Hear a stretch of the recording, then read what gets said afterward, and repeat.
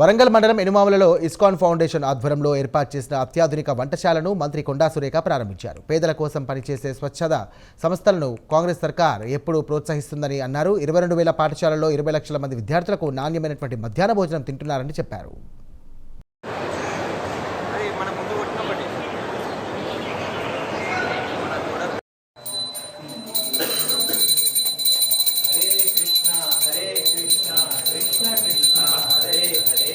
హరే రామ రామ రామ హరే హరే హరే కృష్ణ మనము ఈ యొక్క హోమకుండాన్ని 3 సార్లు మనం ప్రదక్షిణ చేస్తాము. దయచేసి అందరూ కూడా 3 సార్లు ప్రదక్షిణ చేయవలసిందిగా కోరుతున్నాము. ఓం లక్ష్మీ చరణలాక్షాంగ సాక్షి శ్రీవత్స వక్షసే క్షేమంకరాయ సర్వేషాం శ్రీరంగేశాయ మంగళం శ్రీయకాంతాయ కళ్యాణ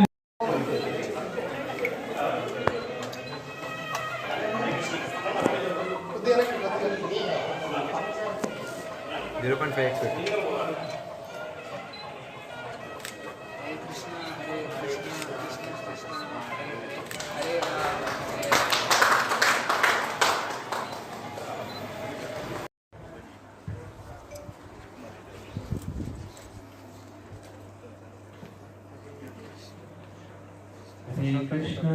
Krishna Krishna Krishna Hare Hare.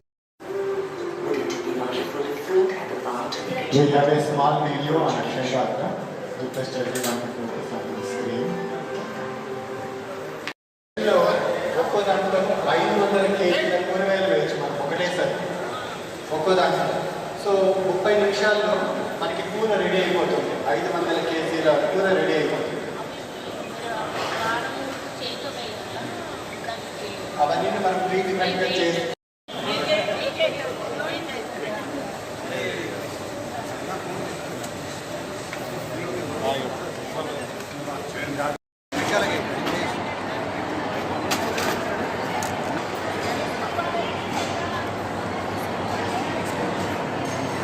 Background ना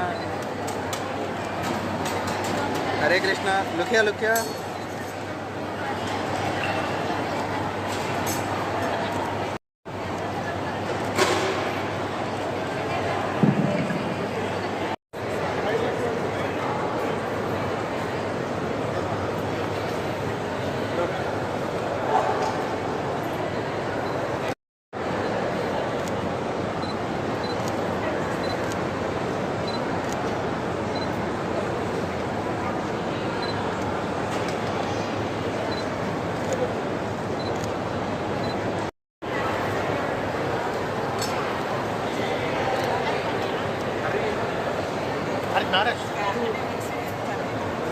నమస్కారం.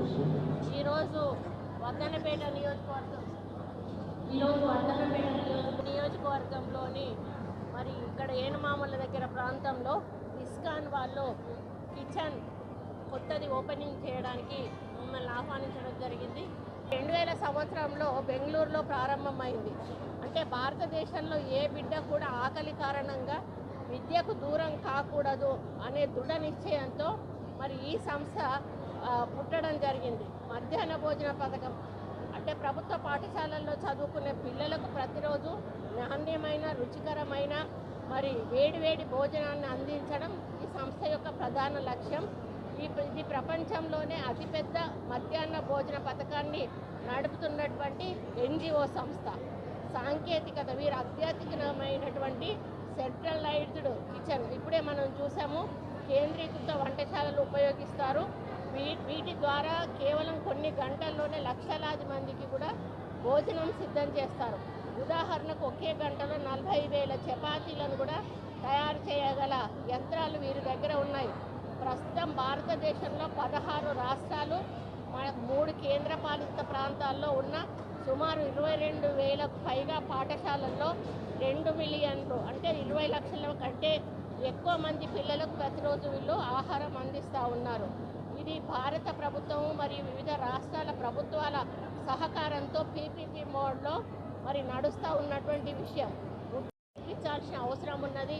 ఈరోజు ఏ లాభం కూడా ఆశించకుండా లక్షలాది మంది పిల్లలకు ఈరోజు భోజనం చేస్తున్నారంటే దాని వెనుక ఉన్న ఆ ప్రభుపాద స్వామి వారు ఈరోజు వారు లేకున్నా కూడా వారు ఈరోజు ప్రజల మధ్యలో బతికే ఉన్నారు.